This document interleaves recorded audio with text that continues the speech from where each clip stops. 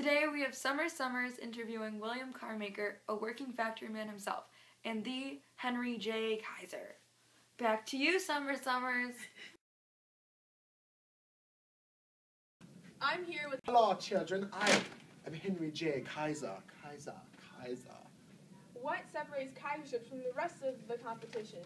Well, we here at Henry J. Kaiser Shipyard believe that our ships are better quality, and because the fact that they are produced in 2/3 of the time that a normal ship could be produced, we can help out the U.S. soldiers much better than any other company could. And that's all America wants to do. But how many ships did you produce by the end of the war? by the time the war was over, the Kaiser shipyards had produced over 1,400 ships for the United States Army. That's a lot of ships. That is a lot of ships. It cost me a lot of money. Where did y'all build your ships? We built them in beautiful Richmond, California. I love Richmond. It's so beautiful. Did you think you contributed well to the war effort? Yeah, because we were able to produce our ships so fast and make so many ships, I believe that we were able to help the United States Army better than our competition ever could. Praise the Kaiser. With the words from Henry J. Kaiser himself. Bye.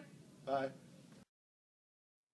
Liberty ships by the Kaiser yards and stuff were important because they helped America build ships faster than the German U-boats could sink them.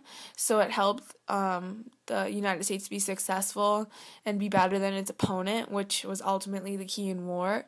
And with this faster method of mass production that Kaiser made, 3 ships were being completed each day. Wow, that's a nice Kaiser ships, yeah?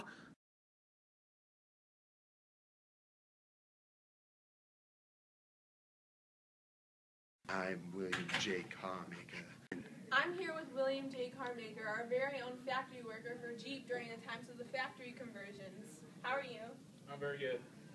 Factory conversions was a big part of industry during World War II. Can you explain how this affected automobiles? Well, Roosevelt, in 1941, he banned civilian car making because of World War II. On July of 1942... That's when the military combat vehicles were being made. That's when they started rolling off to the war zones. Yeah, that's what I thought. Factory conversion was a big part of World War II. Can you explain how this affected automobiles? Well, Roosevelt, in 1941, he banned the civilian car making, like Ford's cars, because of World War II. He ordered the Richmond Ford assembly plant to switch over to making Jeeps, the lightweight automobiles for the war. He also used the plants to make tanks and other automobiles for the war. So basically they just switched from making cars for the people to making them for the war that were fixing tanks and stuff? Yeah. Who worked in these factories? Mostly women, because the men were out fighting. Really? So the women learned how to make their own cars? Yes, very interesting. After the war, what was the factories and the cars? The Jeeps were made into civilian Jeeps. So by the end of the war, over 360,000 Jeeps for combat were used. During everyday life? No, during the war, and then after the war, civilian Jeeps were made. So for everyday life, that's what we got at. My bad. So after the war, what were the automobiles and other factories, what were they converted back to? What we had before? Jeeps were made into civilian-made Jeeps, and Ford were still produced. The automobiles industry, it changed back to what it was before the war.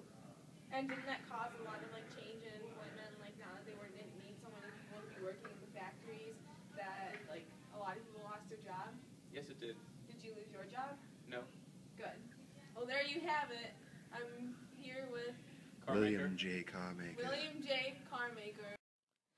The Jeep was important because during the war it helped the soldiers get around easier. It could go on tough land, and some of them even had this bar installed in the front that could break through wire fences.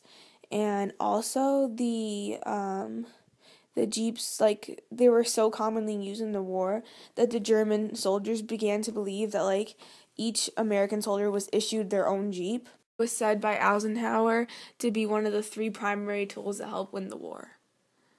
Wow, that Jeep is built Ford tough. Like, oh my god, I love America.